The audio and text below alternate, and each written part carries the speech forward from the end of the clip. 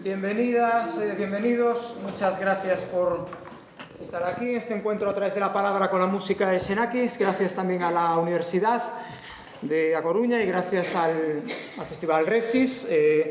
Realizaremos la mesa redonda en castellano porque tenemos a Aitor Vázquez con nosotros, que es andaluz, y entonces, bueno, pues para facilitar un poco la cuestión, la desarrollamos en castellano. Os presento a los tertulianos hoy. Hugo Gómez Chao, compositor, director artístico del Festival Resis, uno de los compositores de su generación con más proyección y más presente de España. Ya ha sido tocada su música desde la Sinfónica de Galicia hasta el Cuarteto Arditi, y además hoy, Hugo, tenemos que felicitarte por tu cumpleaños.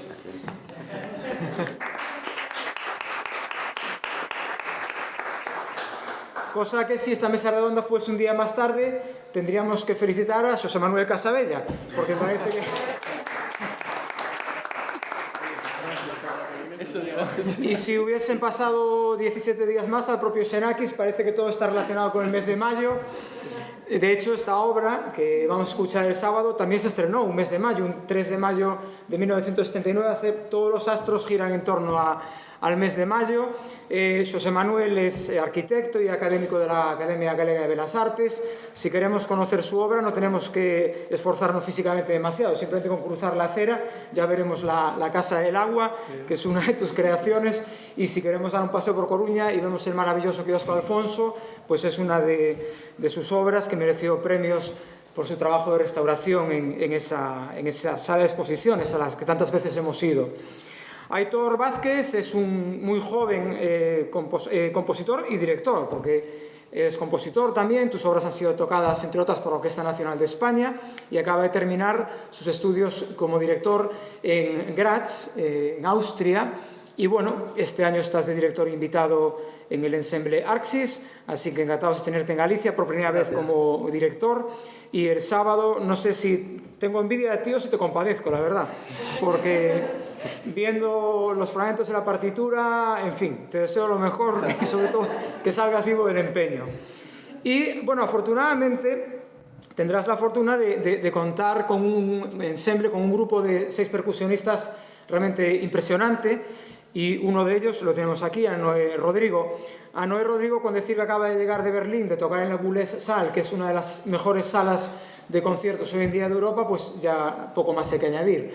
Si queremos seguir subiendo el listón y decir que eres uno de los percusionistas del Schoenberg Ensemble, el ASCO Schoenberg Ensemble, que es uno de los mejores ensembles de música contemporánea de Europa, pues todo lo que ha dicho.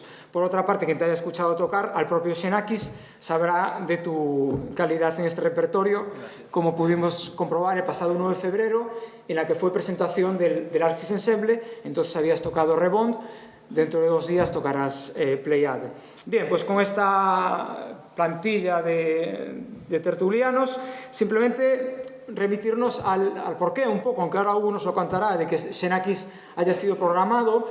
El próximo 29 de mayo se cumplen 100 años, el primer siglo de nacimiento en Braila, en Rumanía, de Yanis Xenakis, uno de los compositores más importantes del siglo XX, uno de los grandes genios en la historia de la música.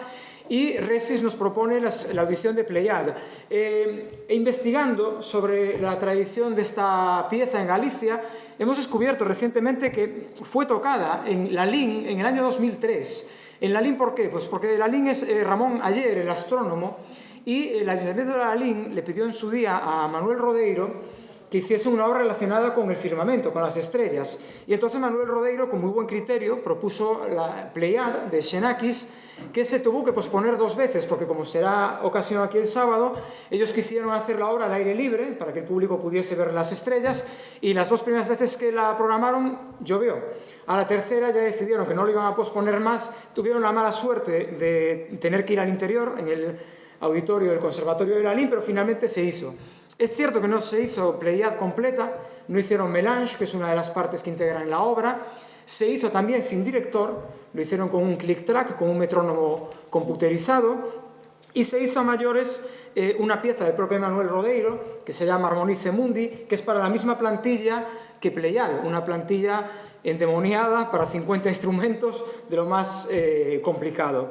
El grupo que lo hizo en su día fue el grupo Drumming de Portugal, y de hecho uno de los músicos de drumming tocará este sábado con vosotros en el concierto de A Coruña. Creo que él no estaba en el concierto de hace casi 20 años porque es un chico joven, pero bueno, está allí. Pertenece, tú no habías tocado, ¿no?, en aquella ocasión.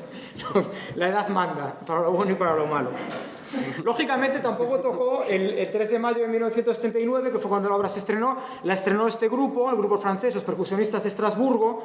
Esta es una de las, afortunadamente, muchas versiones que hay en disco compacto de la obra. Tenemos aquí otra dirigida por Silvio Gualda, uno de los grandes percusionistas xenaquianos, de una obra, Pléiade, que por su título nos remite a tres elementos. Xenakis era muy habitual que jugase en sus títulos con diferentes posibilidades. Una de ellas es la Pléiade, ¿no?, la gran cantidad, la abundancia. La abundancia, tanto de percusionistas, no es habitual que una obra de cámara lleve 6 percusionistas, tampoco es habitual que lleve hasta 50 instrumentos, ¿no? Me contabas, ¿no?, que lleva 50 instrumentos lleva la obra, es luego una Pléiade instrumental. Por otra parte, la Pléiade nos remite a la mitología griega, tan querida por Xenakis. Las Pléiades, las 7 Pléiades, eran las hijas del titán Atlas y de la ninfa Pleione, y bueno, es la mitología que tanto aparece recurrentemente en la obra de Xenakis. Aunque Xenakis se exilió en 1947, seguía conservando como esa patria en el exilio el lenguaje, el griego, y la mitología de su tierra natal. Xenakis, en 1947, cuando se exilia, inicialmente con su idea de ir a Estados Unidos, aunque finalmente acabó en Francia, él tenía pensado ir a Estados Unidos a estudiar filosofía o astrofísica. Es decir, era un hombre que amaba profundamente lo que era el espacio, las estrellas, todo lo que tenía que ver con ese mundo que tanto lo atraía y que trajo esta obra, porque las Pléiades es un cúmulo estelar, un cúmulo de estrellas jóvenes situado en la constelación de Tauro. El propio Xenakis era Tauro, puesto que nació un 29 de mayo. Son unas estrellas visibles desde la Tierra, 6 de ellas especialmente, quizás de ahí que esas 6 estrellas sean estos 6 percusionistas que tendremos el sábado entre nosotros. Y bueno, la posibilidad de ver estos cuerpos astrales, pues entre otras cosas motivó a Xenakis para sumarlo con la mitología y crear ese universo que tanto lo fascinaba, ¿no? Si Blaise Pascal decía que el silencio eterno de los espacios infinitos lo aterraba, Xenakis parece que el ruido eterno de las conflagraciones estelares lo atraía. Y a veces puede parecer que la propia Pléiade es una obra que nos remite a esa violencia, a esas arritmias, a esos cuerpos estelares en movimiento, con sus choques, sus violencias, sus momentos de unión, sus unísonos. En la partitura, bueno, nos lo pueden explicar ellos mejor, hay referencias a escalas tradicionales de la antigua Grecia, a escalas de la música de Oriente Medio, a escalas de la música de Indonesia. Xenakis era un gran amante de la música de Claude Debussy y de Messiaen, y estos dos compositores franceses estaban también muy influidos por el gamelán. El gamelán es un instrumento indonesio que de algún modo resuena también en todo lo que es la partitura que vamos a escuchar, con esas sonoridades metálicas, con esos polirritmos que, como digo, nos conducen a un mundo multicultural o quizás a un espejeo de todos esos cuerpos astrales bajados a pie de tierra, a pie de lo que escucharemos en el castillo de San Antón. Bueno, le damos ya la voz a los protagonistas de la mesa de hoy. Hace como 3 o 4 meses, ¿no?, cuando me propusiste moderar esta charla, me decías que el título de la charla estaba claro, que sería A diagonale o ruido, la diagonal y el ruido. Y me decías que era obvio. Y yo te decía, bueno, será obvio para ti. Yo así de entrada, aunque podría ponerme ahora a sacarle lecturas, pero mira, no me lo cuentes. Vamos a esperar al día de la mesa redonda y ahí lo vas a explicar. Así que, como ya te dije aquel día, quiero que lo primero que nos expliques es por qué la diagonal y el ruido. Bueno, sí. ¿Así? Genial. Realmente, como todo título, porque todo título tiene una cuestión muy pensada, una cuestión conceptual, pero también tiene que tener una cierta sonoridad. No, como título, como respuesta podría decir que la respuesta más básica es que me sonaba muy bien, sí. Pero después, conceptualmente, separa dos cosas que para mí son fundamentales en Xenakis, que es el lado de la imagen, es decir, todo lo que se puede ver, y el lado de lo que se escucha. ¿Sí? Es decir, la diagonal como... la diagonal en el sentido más literal de la palabra, que es un punto que va directo hacia otro punto, es una línea recta, ¿no? Es una fuerza de dirección, pero también puede tener un equivalente musical, ¿no? Con la figura más cliché a la hora de hablar de Xenakis, que es el glissando, ¿no? El glissando es una unión entre dos notas que se escribe en una partitura con una línea que suele ser una inclinación, ¿no? Eso es una diagonal. Diagonal también porque es radical, que es el sentido fundamental de la música de Xenakis. Es decir, la música de Xenakis, al igual que la música, por ejemplo, de Beethoven, es una música que es radical. Es una música que solamente conoce los extremos, no conoce puntos intermedios.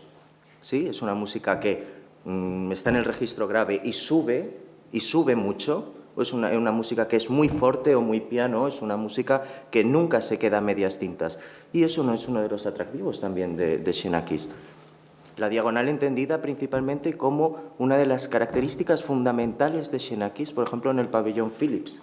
El pabellón Philips son líneas rectas, cruzadas, entrecruzadas, que están luchando entre ellas. ¿Sí? En ese sentido, la diagonal como representación de la violencia, que es una característica también muy grande, ¿no? En la obra de Xenakis, en obras no solamente en Pleiades, como vamos a ver, como por ejemplo hoy escuchábamos el movimiento Claviers, ¿no? Hay unas figuraciones muy rápidas en Claviers, unas escalas que van desde el registro más grave hasta el más agudo, es decir, que ascienden muy poco tiempo de manera diagonal, por eso la diagonal. Y el ruido, bueno, porque hace referencia a una saturación, es decir, Xenakis, una de las cosas más importantes de Xenakis para mí es que Xenakis está dentro de una generación, la generación de los años 50, donde lo importante para los compositores, para Boulez, para Stockhausen, son compositores formalistas, son compositores que piensan cómo tengo que componer una partitura. Y el resultado sonoro muchas veces está en un segundo plano, sobre todo para Boulez y Stockhausen, ¿no? Y Xenakis, aunque conserva mucho de eso a través de la matemática, a través de pues todo el conocimiento que tenía, porque Xenakis tenía conocimientos de matemáticas, de ingeniería, etc. Para Xenakis es uno de los pocos, junto con Luigi Nono y Chelsea, que dentro de esa generación empieza a pensar exactamente en cómo quiere que suene algo.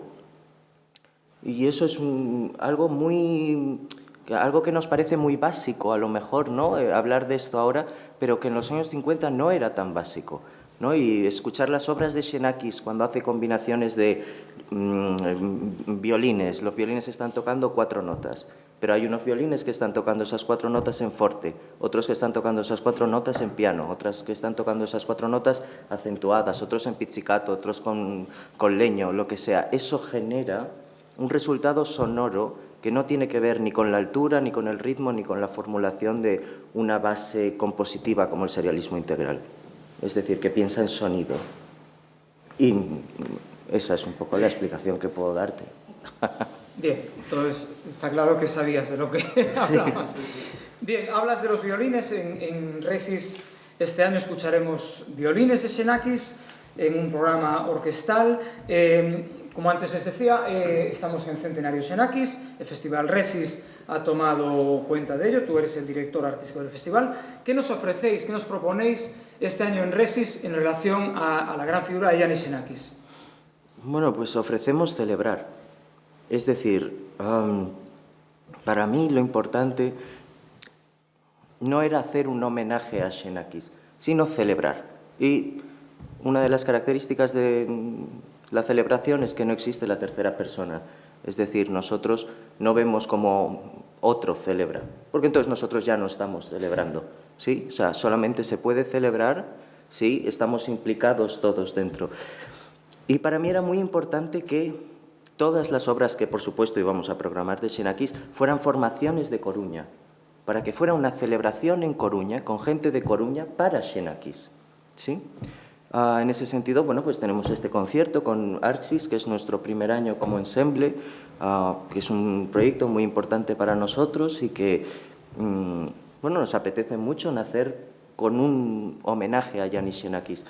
Y después implicar, por supuesto, a la banda municipal y a la orquesta sinfónica, porque que yo sepa hasta ahora, si no me confundo, llevo una semana sin comprobarlo, pero será la única banda municipal, la única banda en España y la única orquesta sinfónica en España que se sumen al centenario. Es decir, que en Coruña vamos a tener las dos formaciones fuertes de nuestra ciudad, ¿no? La banda municipal y la orquesta sinfónica, colaborando en el centenario de Xenakis como se colabora en otras partes de Europa.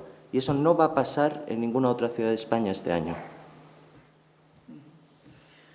Además de esta llamada a las distintas agrupaciones de la ciudad, otra característica del Festival Resis es ubicar los conciertos en arquitecturas y patrimonios de la ciudad con un peso específico. En ese sentido, José Manuel, creo que tú eres la persona adecuada para presentarnos el castillo de San Antón, un castillo del siglo XVI en el que escucharemos la música de Xenakis, algo que probablemente a Xenakis le haría ilusión, porque además estamos hablando de un espacio que es un museo de arqueología también. Xenakis era un apasionado, era uno de los muchos estudios que había pensado realizar, el de arqueólogo. ¿Qué nos cuentas del castillo de San Antón?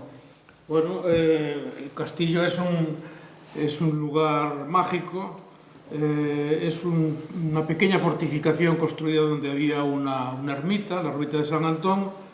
La Coruña era una pequeñísima población, pero sí amurallada, y para defender las embarcaciones del puerto se hizo necesario construir 3 castillos, el de San Antón, el de Santiago y el de Santa Cruz, para defenderse contra las posibles invasiones.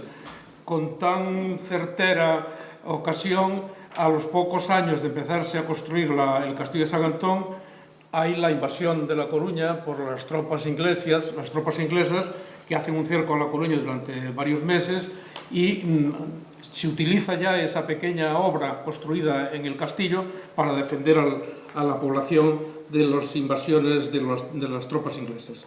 Se construyó en el año 1587, es por tanto una fortificación con trazado renacentista, como los que se hacían en toda la Europa de aquellos años, y participaron en ella importantes arquitectos, ingenieros como Calvi, y quien llevó finalmente la dirección fue un alférez que había sido profesor en la Real Escuela de Matemáticas de Madrid, que es donde enseñaban el estudio de las fortificaciones, y un alférez, Rodríguez Moniz, que vino a La Coruña precisamente destinado para revisar, para restaurar las fortificaciones dañadas durante el asedio inglés. Precisamente el punto de entrada a la ciudad vieja se produce, o el intento de entrada que no consiguieron centrar, el punto se produce en el momento que derriban un cubo de la muralla próximo al antiguo convento de San Francisco, ¿no? Bueno, se restaura la fortificación y Rodríguez Moniz se encarga al mismo tiempo de dirigir las obras del castillo de San Antón, que, bueno, como he dicho, tiene un trazado irregular, adaptándose a la configuración que tenía el islote, y bueno, estuvo dedicado durante muchos años a prisión, fue prisión militar. Ahí estuvo uno de los ídolos de los liberales coruñeses, Juan Díaz Porlier, el marquesito, que estuvo encerrado ahí como consecuencia del levantamiento que produce en el siglo XIX. La Coruña era un fortín de los liberales de aquel momento, y Juan Díaz Porlier pues es el que promueve ese levantamiento. Bueno, está encerrado ahí durante muchos meses, porque la ejecución fue inmediata. Se le destituyó de sus cargos como mariscal de campo, y fíjate, para mayor escarnio, lo conducen al cadalso, porque no aceptaron que se le fusilara, como le correspondía por su rango militar, y lo conducen hasta la Plaza España, la antigua Plaza de la Leña, donde se ejecutaban a los prisioneros.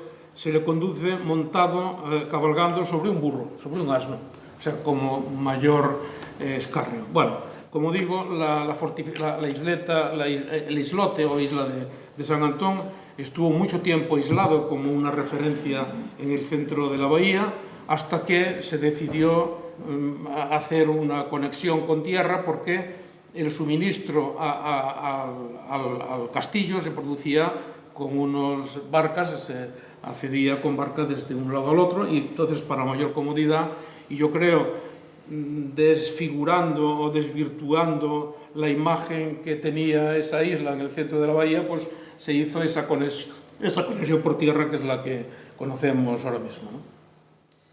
Bueno, no sé qué pensaría Xenakis de todo ello, teniendo en cuenta que la desfiguración del rostro de Xenakis, esa parte que está en penumbra, ese ojo que le fue arrancado, fue también a raíz de un cañonazo de un obús inglés.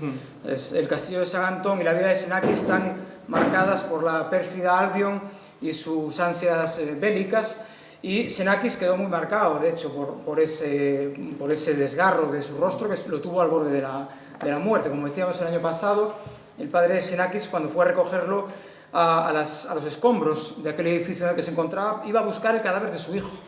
Afortunadamente su hijo estaba vivo, pasó una serie de meses en el hospital, salió tras muchas operaciones vivo y nos regaló todo ese universo de arte, de arquitectura, del que después hablaremos, y de música. Aitor, como antes te decía, es todo un reto, una odisea, ya que estamos con el mundo helénico, poner en escena, dirigir Pleiad. En realidad, cuando se hizo en la LIN en el año 2003, se hizo sin director, se hizo con click-track, con un metrónomo computerizado. ¿Qué diferencias encontrarías tú entre realizar esta pieza sin director, con director, y qué retos supone para ti, como director en concreto, de la versión que escucharemos el sábado? Bueno, a ver, lo más importante es que cuando el director es una persona de referencia hacia la obra general, eso es lo que hace un director. Es decir, poner de acuerdo a las partes. ¿Qué pasa? Cuando se hace sin claqueta, pues alguien tiene que tomar el mando, o entre todos un grupo, pues se hace. El problema de hacerlo es decir, yo soy más de la visión de que en una obra tan compleja siempre aporta más alguien externo afuera que nos ayude. Incluso en los ensayos muchas veces le pedimos a Hugo que sea una persona secundaria externa, para que pueda tener una visión mucho más general atrás. Entonces, esas son más o menos las dos visiones que hay. Con respecto al desafío, bueno, es un desafío, es humano el desafío. Es decir, para los oyentes va a ser un desafío, bueno, lo vais a flipar, porque es que, vamos a ver, porque somos humanos, estamos todo el rato intentando aferrarnos a lo que somos. Y bueno, esto es completamente, lo quiere romper, lo va a romper. Entonces es un desafío para vosotros. Para los intérpretes también es un desafío, porque es una obra muy complicada, incluso para el propio director.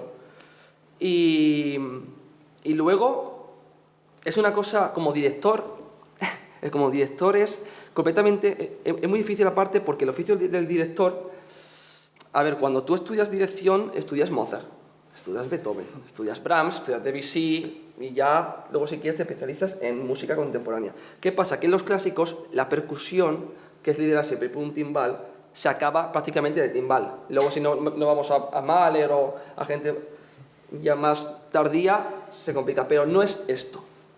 No es esto. Entonces, ¿qué pasa? Es un reto como director porque son percusiones. La gente no está habituada, los músicos no estamos habituados a la percusión. Y lo hablábamos en el bar incluso con los compositores, que muchas veces no saben escribir tampoco para percusión porque están aislados. Es decir, te enseñan siempre las cuerdas, los vientos, y muchas veces la percusión está aparte, y es un mundo totalmente rico y que, bueno, muy aconsejable acercarse.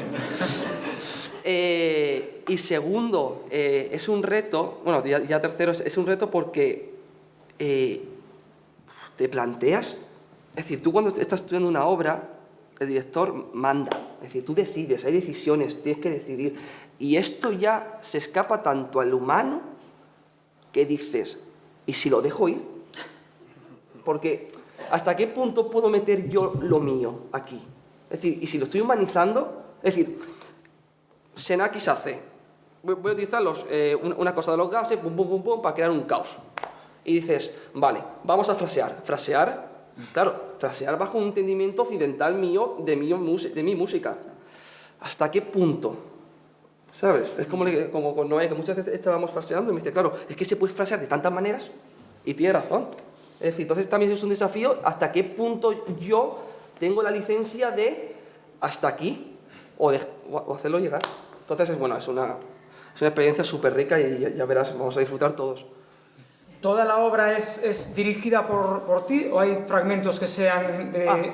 Eso es muy interesante, porque me ha pasado justo hoy. Yo llevo claqueta en melange, métaux y claviers. La claqueta es un metrónomo que nos ponemos aquí porque está complicado, que nos va marcando el tiempo todo el rato. Bueno, me va marcando a mí y yo luego se lo enseño a ellos. ¿Qué pasa? Que hoy, hablando de esto de hasta dónde puede uno controlar y no puede controlar, hemos empezado con Po. Con Po, el último movimiento, el de las pieles. Po significa parches en francés. Claro. Los nombres de la obra corresponden a los diferentes instrumentos, perdona. No, mejor, sí. Po son los instrumentos de parche, claviers son los instrumentos de láminas, aunque no sé la traducción exacta, no la conozco. Claviers, no sé si por ahí. Clavier sería teclados. Teclados, ¿no? Eso, sí, claro. Pero teclados. porque son láminas afinadas. Sí, teclados. Tenemos métaux, que son metales, que son, luego hablaremos de ellos específicamente, y mélange, que al final es la mezcla, ¿no? de estos tres instrumentos. Sí, y... entonces, claro, en Po, en el último movimiento, claro, hemos empezado con claqueta. Hemos empezado yo con el metrónomo y hemos empezado. Xenakis lo hace de tal manera que te destruye por dentro, entonces tú crees que vas a tempo y, como decía Manu, vas una fusa por detrás. Es decir, no nosotros, es decir, la música va por detrás. Es decir, vosotros lo vais a escuchar a tempo, el principio de Po, y no está a tempo. No está a tempo. Entonces, ¿qué pasa? Que hemos decidido, es decir, tiene tanta fuerza, es tan arcaico, es tan de dentro, que se explica solo, que empiezan ellos solos, sin director. ¿Por qué? Porque ahí el factor humano y la claqueta, que al fin y al cabo es otro factor, esos dos factores intervienen en la naturaleza humana para sentir solo la música, ¿sabes? Entonces, es curioso, pues entonces yo empiezo en el compás creo 11, que ya le doy la entrada a dos compañeros, y ya ahí empezamos ya otra vez. Pero al principio no va a haber, es decir, va a haber una referencia, pero ellos tocan solos. Como decían siempre, me lo decían muchas veces en Austria, que me decían siempre, tienes que dejar que suene.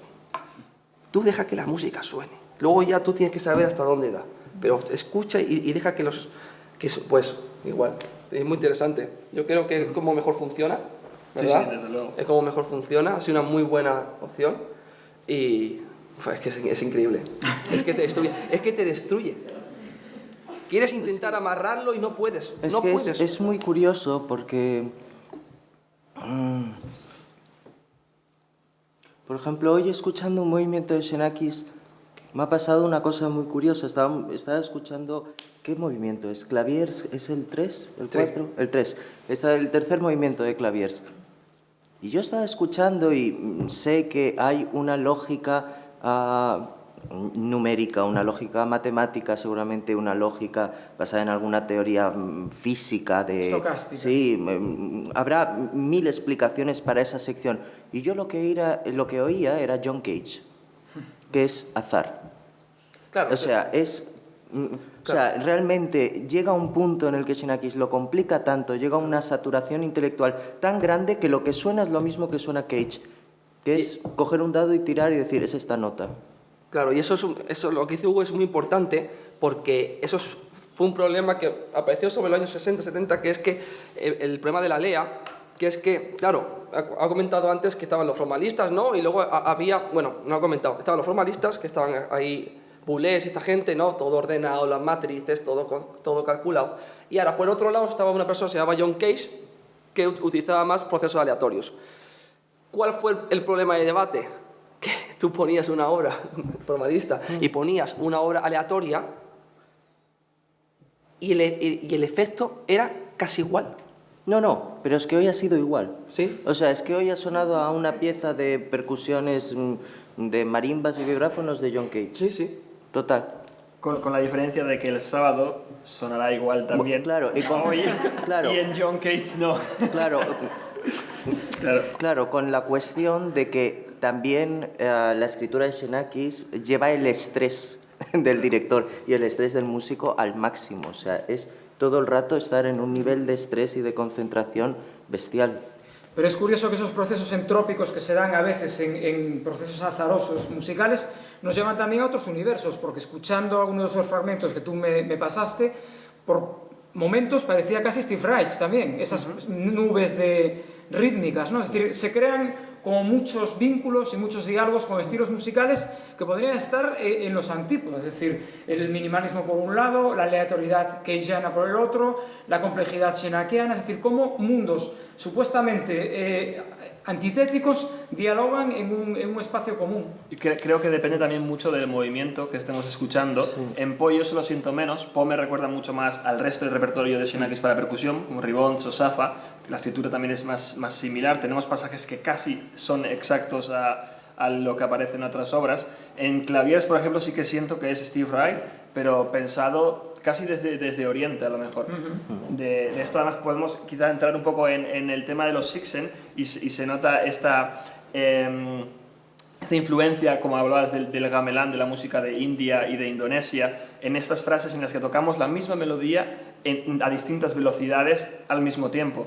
Y esto no lo inventó él, y aunque en Xenakis hay una parte muy fuerte teórica, no es solo teórica porque es musical también. Y es algo que en el solcatu indio, que es como ellos llaman al solfeo en la música carnática, esa es su forma de expresar las frases, ¿no? Simplemente muchas veces trabajan con la misma melodía cantada o interpretada a distintas velocidades, a veces a la vez, a veces de forma sincronizada o desincronizada en distintas capas, ¿no? Entonces yo personalmente, también porque estoy familiarizado con este tipo de música, veo influencias de esto, ¿no? Y cuando me paso 2 páginas, en mi caso concreto, tocando 9/7, con las pequeñas interrupciones, las diagonales de las que hablaba Hugo, en realidad yo me siento interpretando música carnática prácticamente, pero es una melodía que sube y baja, que yo escucho a mis compañeros tocarla a velocidades distintas, que es lo que hace que nos explote la cabeza, ¿no? Que causa ese estrés, porque no tenemos que ir juntos, si vamos juntos es que algo no está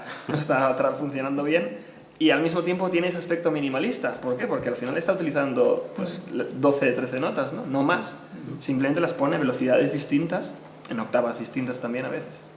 Recuerdo cuando hiciste Rebond en Santiago de Compostela en febrero, que habíamos hablado de hasta qué punto era ejecutable a la velocidad que Xenakis indicaba esa partitura. Una de las cuestiones por las que Xenakis es muy conocido, sobre todo en las piezas para piano, es porque maneja una complejidad rítmica y técnica y de propia digitación y ataque que nos lleva a los límites, como decía Aitor, de lo humano.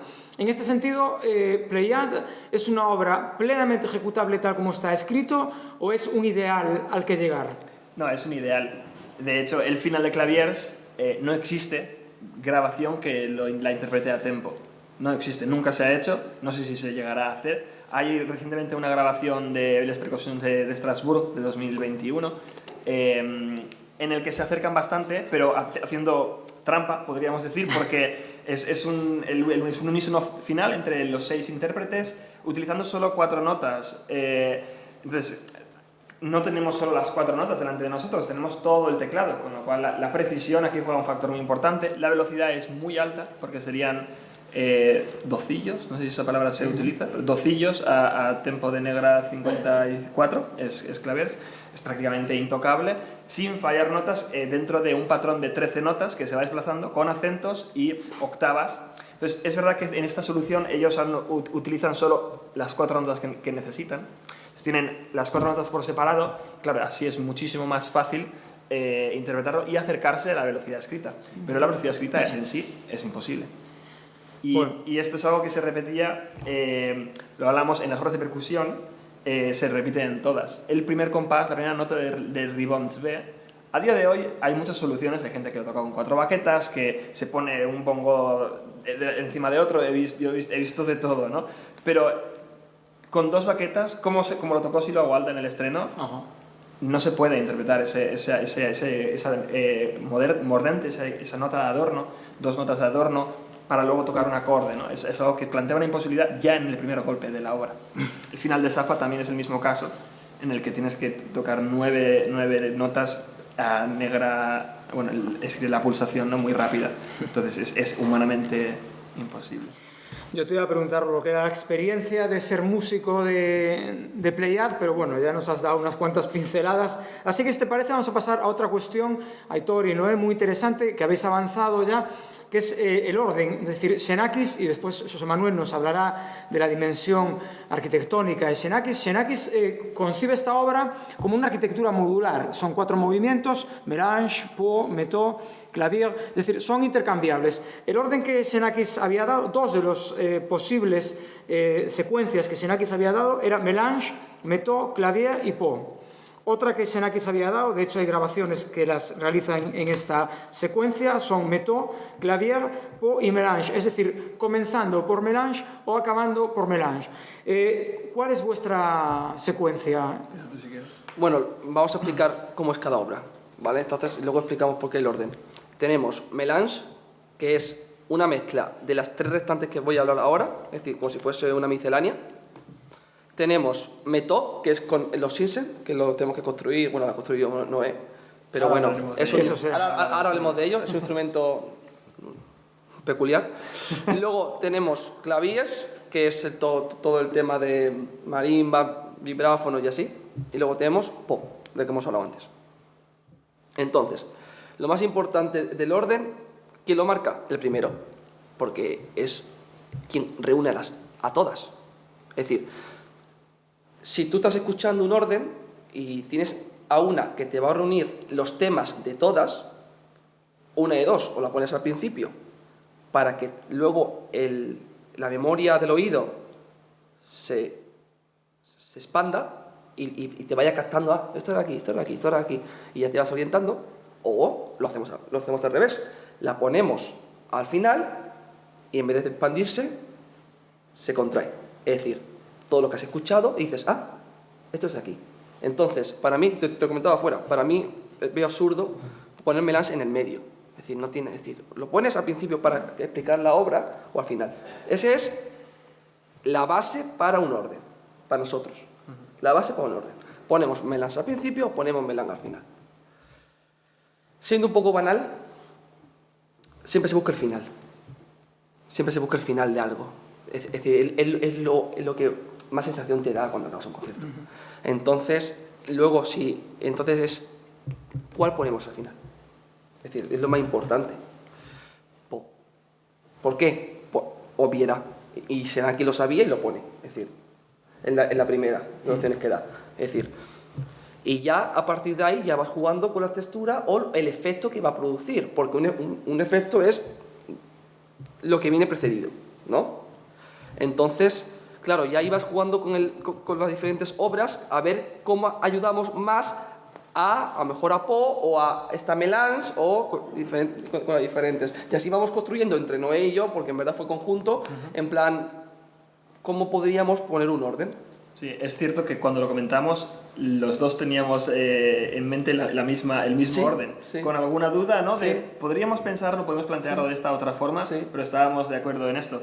Y al final, a mí me recuerda mucho a la elaboración de un menú, ¿no? Si habláramos de cocina, normalmente, ¿por qué va el pescado antes de la carne, no? Pues bueno, porque la carne tiene un sabor tan intenso que el pescado podría no apreciarse en su totalidad si lo comiéramos después de la carne, ¿no? Porque normalmente el vino blanco antes del que el vino tinto o un crianza, perdón, antes que un gran reserva. Es el orden. Normalmente para poder apreciar las sutilezas necesitamos ir de menos a más intensidad, ¿no? Entonces en ese sentido a mí me recuerda la elaboración de un menú, ¿no? De un restaurante de estrella Michelin en el que nos lleva a un viaje que está muy pensado y en el que se juega con estas intensidades de sabor, de aroma, de textura, de todo esto, ¿no? No nos van a poner 2 platos de sopa seguidos, ¿no? O una sopa y una crema, es algo que no nos vamos a encontrar, va a haber algo crujiente en medio, ¿no? Y es cierto que es obvio que Po tiene una fuerza, como verán si vienen al concierto el sábado, que no hay nada que pueda luchar contra ello. Y es curioso porque el golpe, es decir, el sonido no es tan... Eso de ahí hace un ruido, es decir, es estridente. Es decir, realmente intensidad diría, venga, vamos a hacer una cosa, acabamos con eso, acabamos con Metó.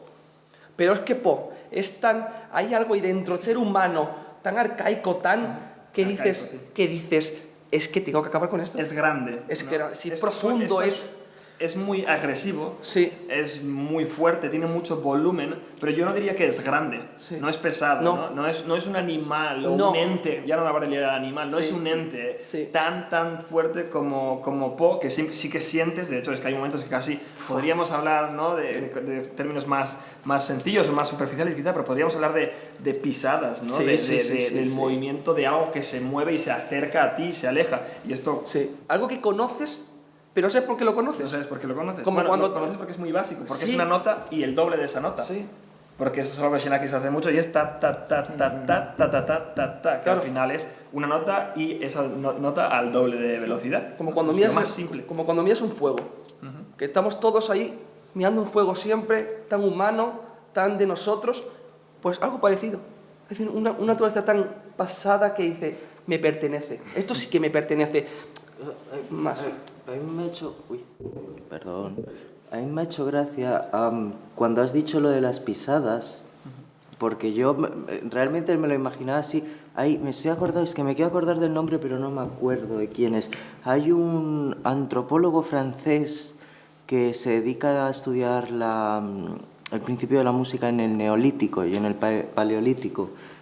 Y tiene una teoría fantástica, que no sé si será verdad, pero es fantástica, que dice que el pensamiento abstracto en el ser humano apareció por primera vez cuando el hombre se puso de pie, porque fue consciente de sus propios pasos, es decir, del ritmo.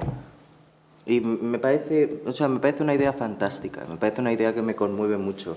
Pensar que todo lo que somos ahora se resume en un momento en el que por primera vez un mono se puso a dos patas y dijo 1, 2, 1. O sea, me parece una belleza absoluta. Y esto es un poco así, o sea, al final hay una frase de Pierre Michon que dice: lo importante de una obra es que el principio sea radiante y el final tenga la cadencia de la muerte de la obra, y que entre medias haya algo que más o menos tenga sentido. Pues esto es igual. O sea, lo importante es el principio, no es el primer destello, y después acabar con esto, ¿no? Po es un movimiento muy, muy potente, es un momento que prácticamente es música popular, o tiene resonancias con la música africana casi, o sea, es una maravilla. Sí. O como decía Sergio Chirividaque, el final está en el principio, ¿no? Era uno de sus principios fundamentales a la hora de dirigir, que todo estuviera explosionado, porque en este sentido vuestra versión, ya que estamos hablando en términos astrales, es una versión Big Bang, ¿no? Sí. Porque es como que toda la materia está concentrada en un primer movimiento, todos los timbres, todos los instrumentos, todas las posibilidades radiantes de la obra, y a partir de ahí acaban explosionando como el propio universo, que está reflejado. Hablamos de las estrellas, hablamos del universo. Y entonces Melange será ese Big Bang, esa concentración de materia. Llegaremos a Po, pero ¿cuáles son los intermedios? ¿Qué orden llevan los intermedios? Pues tocamos, el segundo es Metó. ¿Metó? Y el tercero Claviers. Y es un poco, creo que se corresponde a también tener un segundo momento. Metó es un movimiento muy particular, es peligroso en muchos sentidos por la sincronización entre los percusionistas, la ejecución es realmente complicada. Es un instrumento muy estridente, que es difícil de controlar, que tiene unas distancias además incómodas, es incómodo de tocar para nosotros, y es muy agresivo, muy agresivo. Entonces quizá muy cerca de Po no funcionaría, ¿no? Los dos se quitarían fuerza el uno al otro. Sí. Y Claviers quizás es más único de los tres, ¿no? Porque es realmente, además es algo que en Xenakis en la percusión casi no existe, que es algo de láminas. Él escribía parches prácticamente, las obras más conocidas, al menos las de solo, en cámara, luego siempre es un set de todo, ¿no? Entonces no queríamos juntarlos, ¿no? También viene un poco de esto, el no juntar, volviendo a la cocina, dos platos demasiado intensos, uno detrás del otro, ¿no? Entonces pensamos que Metó tenía más interés como segundo movimiento, y Claviers es ese tercer movimiento lento, en lugar del scherzo, ¿no? Pues es ese pequeño movimiento que nos deja descansar un poco. A los oyentes, desde luego, a los intérpretes, ¿no? Pero esa suerte tienen ustedes. Nosotros pues seguiremos con una intensidad de una forma distinta, desde luego. Es que, por ejemplo, es que tiene mucho sentido, porque, por ejemplo, para mí un orden que tiene mucho sentido es Metó primero y Po de última, precisamente porque son el sol y la luna, son idealmente opuestos. Es decir, es la brillantez del uno contra la opacidad del otro. Y a mí personalmente me gusta mucho. El problema sería... Ya, el problema es melange. Que no tendría sentido dentro de... como segundo o tercer movimiento. Bueno, benditos sean esos problemas y no otros que nos rodean y actualmente destrozan Europa. Estamos hablando de construcción constantemente. Hablamos de construcciones muy pensadas. La escritura de Xenakis es delirantemente matemática, es científica, es arquitectónica. José Manuel, tú sé que eres un amante de la música, que eres un gran melómano, que te gusta mucho Xenakis, pero supongo que estás procesando buena parte de lo que están diciendo desde el punto de vista de la construcción, de la arquitectura. Xenakis no era arquitecto, hay que aclararlo, era ingeniero. Su formación fue como ingeniero en Atenas. Él completó la carrera difícilmente, puesto que estuvo atravesada su formación universitaria por la desgracia de la Segunda Guerra Mundial primero, después de la ocupación inglesa de Grecia, y consiguió terminar su carrera de ingeniero, que fue lo que lo llevó posteriormente a trabajar con Le Corbusier, inicialmente como ingeniero, especializado en el cálculo de resistencias del hormigón armado. Pero bueno, las relaciones entre la arquitectura y la música de Xenakis son muchas, así como su trabajo más o menos dentro de la arquitectura, de la ingeniería. ¿Qué te llama a ti como arquitecto del mundo de Xenakis, José Manuel? Bueno, desde el punto de vista musical ya habéis explicado la potencia de su creatividad, y ocurre algo parecido con respecto a la arquitectura. Como has dicho, Xenakis, aunque nace en Rumanía, una familia griega, retornan a su país, estudia para ingeniería. Cuando termina su formación de ingeniero, se produce la Segunda Guerra Mundial, inmediatamente se inscribe, colabora con el Frente de Liberación Nacional en Grecia, posteriormente los ingleses invaden el país, él lucha contra el ejército inglés, has dicho, pierde la visión del ojo izquierdo, y el hombre prisionero, condenado a muerte, pues consigue escaparse, porque era un hombre muy especial, realmente. Por lo que yo he leído de Xenakis, como persona, era un personaje, eso es lo que era. Bueno, se marcha a París y por medio de algunos compañeros suyos que conoció en la Resistencia, en Grecia, concretamente uno de ellos, Georges Candilis, un gran arquitecto francés, consigue entrar en el estudio de Le Corbusier, primero en la sección de construcción, que Le Corbusier, aparte del estudio de creación arquitectónica, había creado un departamento técnico para la construcción de sus grandes edificios de habitación, de vivienda, que es conocidos como unité de habitación. Nosotros lo hemos traducido siempre como unidades de habitación, edificios de 200 metros de largo, con un montón de viviendas, con calles, una calle interior donde había comercios en el nivel de la cuarta planta. Bueno, una revolución en el mundo de la arquitectura, viviendas en dos niveles, en duples, con entradas en diferentes... En fin, un complejo arquitectónico muy importante, y Xenakis se dedica en ese primer momento a revisar y a hacer los cálculos de las estructuras de hormigón armado.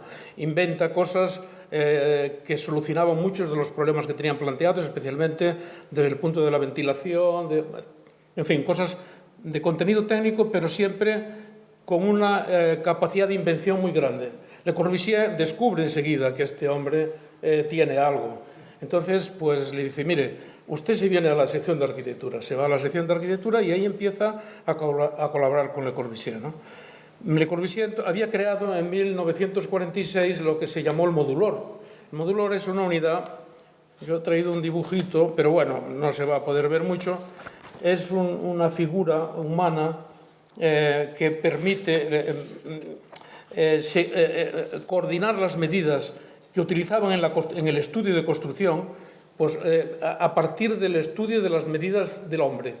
Establece 4 dimensiones básicas: la altura del ombligo, que es 1,13, la altura del hombre con el brazo levantado, que son 2,26, y a partir de eso crea una serie de números inspirados en la serie de Fibonacci, de manera que cada número es la suma de los 2 anteriores, y inventa, digamos, ese mundo de relación matemática que es el modulor. A Xenakis eso le fascina, porque dice, bueno, pero es que este señor está haciendo algo de lo que yo tengo pensado para la arquitectura, que es cómo encardinamos todo el proceso creativo a través de las matemáticas, ¿no? En el fondo es esa toda su obsesión, ¿no? Bueno, en el estudio empieza a tener buenas relaciones con otros arquitectos. El estudio de Le Corbusier era una pequeña universidad, porque estaba inventándolo todo. Realmente fue un hombre que revolucionó el mundo de la arquitectura y creó los fundamentos de lo que se considera el movimiento moderno en arquitectura, ¿no? Bueno, ahí conoció no solamente a Candili, sino a Dossi, uno de los grandes arquitectos indios que luego colaboró con Le Corbusier en la ciudad de Chandigarh. 2 arquitectos colombianos, Samoná y Gamber. Yo los conocí a estos 2, la verdad es que eran unos viejecitos encantadores. En Colombia me enseñaron sus obras fantásticas. Si alguno va a Colombia, que visite el Museo del Oro, que es un edificio fantástico precisamente, ¿no?, de Samper. Bueno, conoció a esos arquitectos y colaboró directamente en algunos de los proyectos. Concretamente, en la unidad de habitación ya tuvo ocasión de diseñar las lámparas, unas extrañas lámparas escultóricas que iluminan esa calle comercial situada en el nivel de la planta 4, las lámparas que se utilizan también en la iluminación de la urbanización de la unidad de habitación de Marsella, y eso lo hace en colaboración con un arquitecto portugués, mira tú por dónde, ¿cómo se llama? El arquitecto portugués, Nadir Afonso. Nadir Afonso era un arquitecto que estuvo trabajando en el despacho de Le Corbusier mucho tiempo, luego no se dedicó a la arquitectura sino a la pintura, y bueno, como está muy cerca, voy a recomendaros también que si vais a Chaves, en Portugal, cerca de la frontera de Ourense, visitéis la Fundación Nadir Afonso, que fundó este arquitecto, colaborador de Le Corbusier y amigo de Xenakis, con el que hizo algunos de los proyectos en el estudio de Le Corbusier. Tiene un edificio precioso construido por un gran arquitecto portugués, Álvaro Sisa Vieira, que era muy amigo de Nadir Afonso. Bueno, en fin, es todo un mundo de relaciones, ¿no? Bueno, yo quería leeros, aunque sea muy brevemente, lo que dice Xenakis, porque Xenakis tuvo un enfrentamiento con Le Corbusier, ¿no? Eso es sabido, concretamente a raíz de la construcción del pabellón Philips de la exposición de Bruselas de 1958, ¿no? Ahí ese pabellón Xenakis tuvo una máxima participación. De hecho, muchos de los arquitectos pensamos que es más bien obra de Xenakis que no de Le Corbusier, ¿no? Es la arquitectura petrificada que decía Goethe, ¿no? Es que realmente ahí la fusión entre espacio arquitectónico, música, arquitectura, ritmo, está todo ahí, ¿no? Porque él estaba obsesionado con los elementos matemáticos nuevos, y concretamente en esos años estaban siendo muy utilizados los hiperboloides paraboloides, que son unos elementos que dan una cierta estabilidad a la arquitectura y que están construidos con superficies regladas, es decir, con una regla que se desliza. Si ponemos dos maderas así y deslizamos unas líneas, van dando una superficie hiperbólica que es muy sencilla de construir, porque es simplemente ir poniendo unos soportes, unas tablas, y sobre eso van apareciendo estas formas. Entonces, en el pabellón de la exposición de Bruselas, Xenakis utiliza ese sistema de hiperboloides parabólicos, muy difíciles de construir y sobre todo de calcular. Él no era capaz de calcular eso, recurre a ingenieros holandeses que saben hacer esos cálculos y consiguen construir el pabellón. ¿Por qué? Le Corbusier, que había sido el que le habían encargado de hacer ese pabellón, y le dicen, haga usted, el representante de la empresa Philips le dice, haga usted un pabellón donde no tengamos que exponer los productos de nuestra empresa. haga usted algo que llame la atención, que se oiga música, que haya proyecciones de sonido, porque claro, la empresa Philips entonces era puntera y estaba haciendo unas investigaciones sobre esos temas. Y Le Corbusier le dice, no se preocupe, yo voy a hacerle eso, pero no necesito que contrate usted a ningún pintor, a ningún escultor, a ningún músico, a nadie, yo me encargo de todo. Era así bueno, era Le Corbusier, ¿no? Entonces Le Corbusier encarga a Barés, a Edgar Varèse, la música, le dice, haga usted una composición que dure 8 minutos y la vamos a poner la música esta en el pabellón, como las superficies son parabólicas, el sonido se va a escuchar perfecto, no va a haber reflexión del sonido, va a ser, y efectivamente debía ser porque a pesar de la envolvente geométrica, utilizaron 400 altavoces para poder difundir la música. Esa música que duraba 8 minutos. El pabellón, Le Corbusier le había dicho a Xenakis, mire, yo quiero un espacio como un gran estómago de 40 metros de lado en el que haya solamente un apéndice por donde se entra, un pequeño tubo, y otro tubo para salir, ¿no? Xenakis, claro, dice, ¿y yo qué hago con esto? Bueno, el hombre estuvo 3 meses buscando una solución y al final encontró esa solución, a partir de esos paraboloides hiperbólicos que le dieron ese aspecto que tiene el pabellón de 15 metros de alto, porque era un gran edificio, ¿no? Y difícil de construir, porque estaba todo con muros inclinados, etcétera. Pero bueno, como tenía esas directrices rectos, fue muy fácil para ponerlos encofrados en todas esas direcciones. Bueno, pues a lo que iba. Durante el trabajo en el estudio de Le Corbusier, él, como había tenido ese protagonismo, no solamente en este edificio del pabellón de Bruselas, sino en el convento de la Tourette, que es donde él experimentó de una manera más directa la aplicación, este ritmo musical trasladado a la arquitectura a base de elementos de hormigón que se van componiendo con distintas distancias. Entonces, bueno, Xenakis se sentía verdaderamente el creador del pabellón, y ahí hubo un choque, porque Le Corbusier le dijo, mire, usted no ha sido el creador he sido yo. Entonces, finalmente, consiguió Xenakis que la empresa Philips, en la entrada del pabellón, pusiera el nombre de Le Corbusier y un poquito más pequeño y más abajo el nombre de Xenakis. Esto a Xenakis le cabreó muchísimo. Bueno, pero a pesar de todo, Le Corbusier tuvo y tenía una grandísima admiración por Le Corbusier, ¿no? Yo voy a leeros un texto muy breve de Xenakis. Para los que trabajamos esos días en el estudio de Le Corbusier, el trabajo allí era una liturgia, una transmutación secreta. Algo que, esto lo dice Xenakis de Le Corbusier, con el que tuvo este enfrentamiento, ¿no?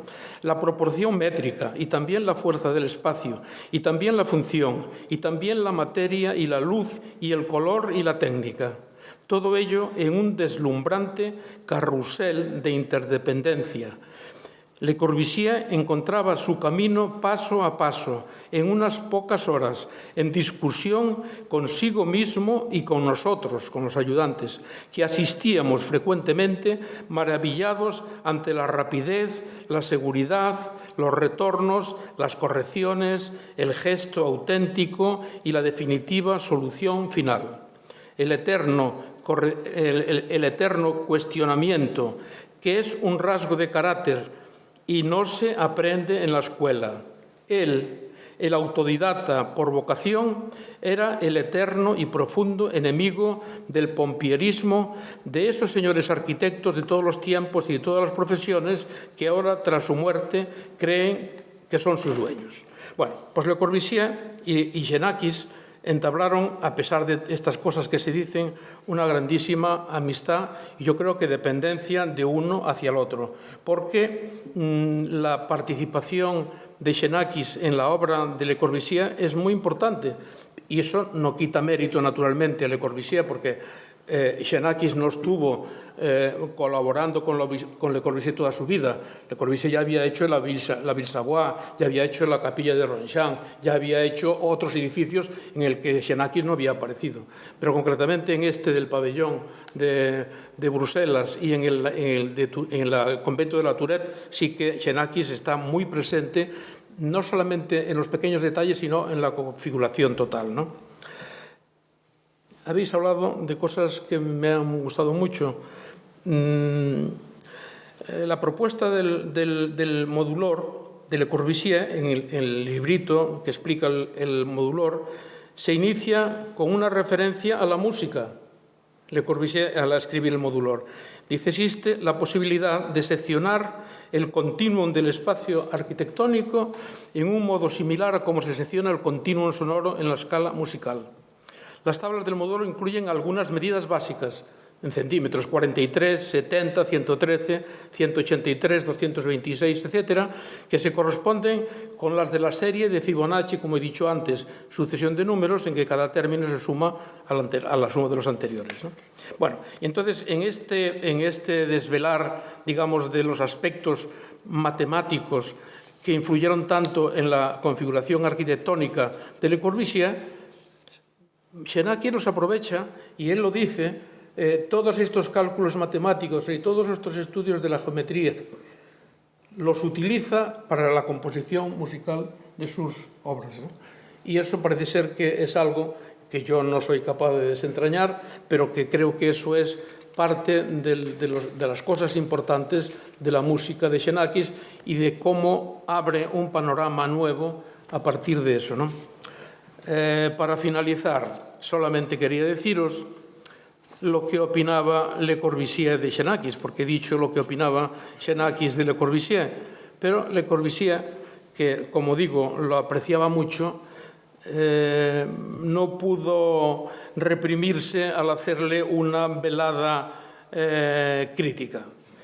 Dice de Xenakis Le Corbusier: la trayectoria personal de Xenakis es la de un ingeniero transformado en músico que trabajó como arquitecto.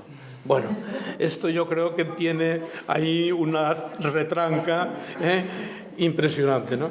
Bueno, y esto es lo que podemos saber de todas estas cuestiones relacionadas con la arquitectura. Efectivamente, bueno, ¿por qué ser una parte? Podemos ser todo, ¿no? Diría Xenakis. Efectivamente, hay una gran influencia en obras como Metástasis, que es su primera gran obra orquestal, a la que lleva los principios del modulor. Afortunadamente, en Metástasis, Xenakis no tuvo que inventarse un instrumento, la orquesta, puesto que ya existía, ¿no? Pero vosotros habéis tenido el reto de construir, y ya con esto vamos a tener que ir terminando por cuestiones horarias, vosotros habéis tenido el reto de construir el instrumento que Xenakis diseña para Pleiad. Un instrumento que además tiene un nombre muy específico, Sixen, que viene de six, de 6 percusionistas, y Xen, de Xenakis. Quizás ahí se quiso dar un homenaje al propio Xenakis, ¿no? La instrumentación de la obra comprende 3 vibráfonos, una marimba, una xeromarimba, un xilófono, 2 bombos, 6 timbales, 6 congas, 6 pares de bongos, 18 tom-toms y los 6 Sixen, es decir, 50 instrumentos en total. Y bueno, yo ya os cedo la palabra para que nos expliquéis el arduo proceso arquitectónico en el que os habéis embarcado para convertiros en creadores del Sixen, un instrumento que habéis tenido que hacer específicamente, con una afinación muy especial, con una sonoridad abrumadora. Cuéntanos un poco, Noé, y danos algún ejemplo, ya que te hemos hecho traer aquí el Sixen, ahora por lo menos que lo escuchemos, ¿no?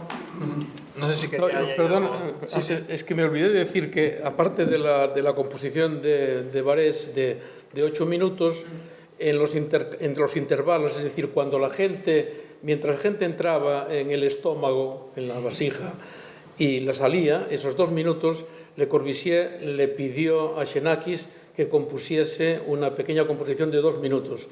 Esa composición de 2 minutos, lo que he leído, yo no lo he escuchado, es que es el crujir del carbón al arder, y ese sonido que emite es lo que él recogió como introducción. Es Concret PH, que es una obra, Concret PH, se llama Concret, por un lado, porque es música concreta. Él grabó carbón ardiendo, y entonces el sonido de ese carbón, él con cintas magnéticas lo volvía a montar, lo superponía.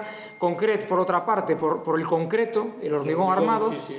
Y PH, por un lado, porque son los paraboloides hiperbólicos, y por otro lado, PH de la Philips. ¿Qué ocurría? Era una obra que cuando sonaba a través de los 400 altavoces del pabellón Philips, había parte del público que pensaba que las paredes de hormigón se estaban resquebrajando y iban a caer sobre ellos. Y hubo gente que escapó despavorida pensando que aquel sonido es que se estaban rompiendo las paredes y se venían abajo. Sí, se puede escuchar en YouTube, y recientemente una discográfica berlinesa, Cal Records, acaba de sacar la obra electroacústica completa de Xenakis en 5 CDs, y ahí también se puede escuchar en disco.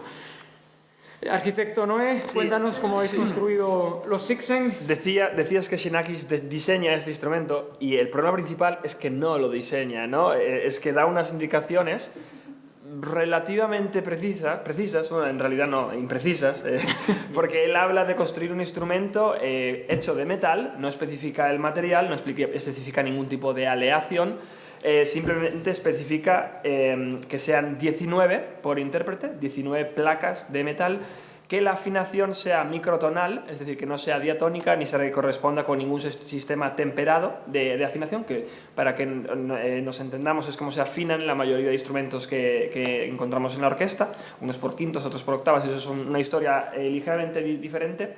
En este caso especifica que sean 19, que la diferencia entre las diferentes placas sea microtonal, y este microtonalismo se establece de dos formas: una entre cada placa dentro del mismo Sixen, y luego entre los 6 Sixen. Esto se desenvuelve, o sea, tiene como consecuencia 6 instrumentos en los que no hay un solo unísono en términos de frecuencia. Entonces tenemos un total de 114 placas que están afinadas todas y cada una de ellas de forma distinta. Entonces escucharán ustedes en el concierto sonoridades muy cercanas, pero nunca exactamente iguales. Y esto es lo que crea un poco, aquí yo creo que se inspiró, ¿no? La idea desde luego la recogió de la música gamelán, de la música india, que es música en la que esto se trabaja mucho, aunque de allí forma más precisa porque los instrumentos sí están afinados, ¿no? Y aquí es un poco, Xenakis dice, las placas de metal de las que se disponga, ¿no? Claro, estamos hablando del 78, era una época en la que no era tan sencillo, imagino, como ahora, aunque sencillo desde luego no es la palabra adecuada. No, para que se hagan una idea, en lo que verán en el sábado en el concierto son 6 Sixen. En metros se corresponden a 39 metros de placa de metal. Eso equivale más o menos a 2 canchas de baloncesto, una detrás de la otra. La parte más larga, no donde está la canasta, para que nos entendamos, a las que luego ha habido un trabajo muy extenso de pues, realizar agujeros, ¿no? Para poder correr la cuerda que hace que las placas estén en suspensión y puedan tener resonancia, como ahora mismo les mostraré en un segundo. Entonces, si empiezan a hacer matemáticas, publicaba yo recientemente en redes, está muy de moda, y los números hablan por sí solos. La cantidad de agujeros que tiene son 456, y cada mueble tiene 282, cada mueble no, perdón, en total son 282 agujeros los que hemos tenido que hacer en los muebles, que los hemos diseñado específicamente para cada uno de los 6 Sixen, porque como el registro no es exactamente el mismo, ni todas las placas miden lo mismo, cada Sixen tiene unas medidas ligeramente distintas. Y no podría darle las gracias a Sergio Sande, que está aquí con nosotros, e Irene Rodríguez, que son las dos personas que me han ayudado y han colaborado en la construcción de los Sixen, porque desde luego 6 Sixen, 39 metros de metal para una sola persona, era demasiado. Entonces les mostraré ahora, y también una de las... ¿Me escuchan así, verdad? Sí. Una de las cosas en las que hemos estado trabajando, y continuaremos trabajando hasta el día del concierto, es en las posibilidades que nos da el Sixen, más allá de un sonido, tratar la música escrita por Xenakis como una orquesta gamelán. No sé si han tenido el placer de escuchar una orquesta gamelán alguna vez. Son muchos instrumentos distintos en los que se crean muchas capas, y en realidad podría haber, hay violines primeros, hay violines segundos, hay violas, hay una orquesta realmente con voces, con registros, con instrumentos de distintos tamaños muy distintos. Nosotros eso lo recreamos un poco utilizando baquetas de distintos materiales. Entonces tenemos, por ejemplo, una parte de meto en la que escuchamos un poco esta base, en unísono entre los Sixen, pero en unísono que no es unísono, que sonaría algo como esto, más o menos. Algo así. Por encima de eso, tenemos esa textura a la que Hugo se refería, que recuerda muchísimo a la música de John Cage, de Lou Harrison, de toda esa música que se escribía en los 40-50, que coincide ser las primeras obras para ensemble de percusión escritas en la historia, que es algo así.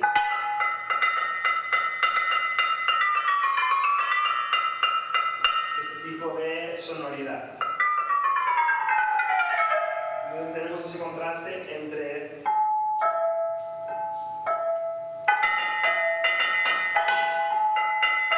algo así, pero es evidentemente espacializado entre 6 percusionistas. 10 veces más fuerte. 10. Estoy siendo educado y bueno con ustedes para no molestar demasiado. La sonoridad en gran parte de la obra es bastante más fuerte. Y yo quería añadir una pequeña nota de lo que hablábamos antes, porque hay un debate muy interesante que nosotros mismos, como sexteto, estamos teniendo estos días, y hablabas de la parte humana y la parte matemática y más arquitectónica, más cuadrada de Xenakis. Y esto es algo que nosotros planteamos y discutimos. Ayer, cenando, hablábamos de esto. Dentro del mundo de la percusión existe también, ¿no?, distintas corrientes, algunas que interpretan Xenakis sin ningún tipo de fraseo, como pura matemática, y si son 3 Fs, 3 páginas seguidas, tocan 3 Fs, 3 páginas seguidas, ¿no? Quizás ese es el extremo. Podría haber otro extremo, creo que no ha triunfado mucho, no se utiliza demasiado y yo no lo he escuchado mucho, que añada mucha cosa, ¿no? Que escriba muchas ligaduras, que frasee excesivamente, que hagan como un fraseo muy pequeño. Eso es algo que no ha triunfado demasiado, por decirlo de alguna forma, y un poco el compromiso al que estamos llegando nosotros, ¿no?, entre seguir las dinámicas que escribe Xenakis, pero cuando escribe 3 páginas de fortísimo, no se preocupen que tomamos ciertas decisiones para, bueno, trabajar con líneas y que no sea únicamente esta masa sonora tan elaborada. Pero es cierto que es lo que está escrito en la partitura. En todo caso, pues podríamos estar una hora más, no solo hablando sobre este tema, que para nosotros es algo que tenemos muy presente y que creo que cualquiera de los 6 hay momentos en los que pensamos de una forma u de otra. Hablo en todo caso por mí mismo, que sí que es así, y hay partes en las que creo que hay más espacio para salirse del guión, y hay otras partes en las que es más interesante seguir el guión, pero es cierto que esto es subjetivo, claro. Ya que hablas de la música india, habría que ser una deidad como Shiva, ¿no?, con muchos brazos para poder abarcar todo esto. Una pregunta así más una cuestión de logística. ¿Cuánto tiempo os ha llevado preparar los Sixen desde que habéis empezado hasta ahora? ¿Y lo habéis hecho con algún herrero? ¿Cómo habéis trabajado? Es herrería Arxis Ensemble. La verdad es que el tiempo no lo hemos calculado, pero bueno, ha sido bastante. Podemos ponerlo que ha sido bastante. Físicamente ha sido un trabajo duro y exigente. En mi caso puedo decir que prácticamente le habré dedicado el mismo tiempo a los Sixen que al estudio de la partitura. Y bueno, en realidad la gran parte del trabajo lo he hecho yo con una radial, cortando las placas una a una. Y luego, pues eso, pues de los 456 agujeros, Sergio debió hacer 240 y yo los restantes, ¿no? Nos repartimos el trabajo, e Irene tuvo una parte muy importante también en los últimos pasos de poner cada placa en su sitio, colocar todas las hembrillas, recubrirlas de plástico para que no suene metálico. Es un trabajo realmente elaborado, que desde luego no lo hemos cuantificado, pero desde luego han sido muchas horas. Sí que es verdad que llegado un momento, después de haber quemado el 6º disco de radial, ¿no?, sí que llevé una parte de los perfiles de aluminio a un herrero para que me lo cortara, porque yo físicamente no daba para más. Entonces ha sido un poco un trabajo mixto, pero la mayor parte la hemos realizado entre estas 3 personas que comentaba, sí. Bueno, era obvio que una charla con esta obra de por medio y con un compositor como Xenakis de por medio se nos iba a quedar corta, pero bueno, me gustaría acabar, ya que estamos hablando además de un trabajo en equipo, de un trabajo de construcción, de un work in progress prácticamente interpretativo. Arxis nace en 2022 como ensemble. Estamos hablando del grupo de percusión Arxis, que es como una división dentro de Arxis Ensemble. ¿Qué importancia tiene para vosotros, para ti, Hugo, como director artístico de Arxis, para ti, Aitor, como director invitado, y para ti, Noé, como músico y coordinador de proyectos, haber comenzado vuestro primer trabajo grande como ensemble, que es este, con semejante obra que os habéis puesto por medio, y cómo creéis que este tipo de trabajos ayuda a la cohesión del ensemble, a unir fuerzas, a ilusionaros o a acabar matándoos unos entre otros? Empieza. Sí, empiezo yo. Tengo que reflexionar. Bueno, creo que esto es algo que desde que Hugo y yo nos conocemos siempre hemos pensado en grande, siempre, ¿no? Siempre tenemos proyectos muy ambiciosos en mente, creo que es algo que compartimos, y cuando hablamos de Pleiades empezamos a hacer números, y hablo principalmente de instrumentos, pero se pueden imaginar también la parte económica de un proyecto de tal dimensión. Este comentario está dedicado a Maika. Sí, no está hoy con tenemos un equipo nosotros, de producción. pero cuando vea el vídeo, Maika, nos acordamos de ti mucho. Sí, Todos los días. Desde luego que siempre nos ayuda a ordenar nuestras ideas, pero a mí me ilusionaba eso, ¿no? El empezar y atrevernos a programar una obra que no se programa principalmente, técnicamente es difícil, hay que estudiarla, pero logísticamente es una locura. Y en realidad me hacía ilusión, ¿no? Vamos a sobrevivir a este proyecto, estoy seguro, ya al segundo día de ensayo ya tengo claro que vamos a sobrevivir, vamos a salir de esta con éxito, y creo que lo que hagamos después de Pleiades va a ser muy fácil. Entonces creo que en todo caso esto nos va a ayudar a cohesionar a los miembros del ensemble, y también a lo que el ensemble, al potencial del ensemble, ¿no? Creo que para mí también es un poco una declaración de intenciones de lo que creemos que este ensemble puede hacer, y de las posibilidades, ¿no?, que podemos ofrecer al público coruñés, gallego, español e internacional como ensemble de música contemporánea. ¿Algo más? Suscribo todo. Bueno, decía un poeta al que tú admiras mucho, Rainer María Rilke, que el que alto ha osado volar a una cosa debe aprender, que es a caer. Esperemos que no caigáis de aquí al sábado, que mantengáis la energía y que nos regaléis todo esto de lo que hemos hablado, convertido en música, convertido en resonancias, que hagáis vibrar esa arquitectura del Castillo de San Antón, y que nos comuniquéis la grandeza de uno de los mayores compositores del siglo XX, de uno de los mayores compositores de la historia, de un hombre que era capaz de hacer vibrar las matemáticas con una energía telúrica y arcaica, y que nos veamos lo más posible con Arxis, con Resis, y nada más, agradeceros a todos vuestra asistencia y especialmente a vosotros todo lo que nos habéis contado. Muchas gracias.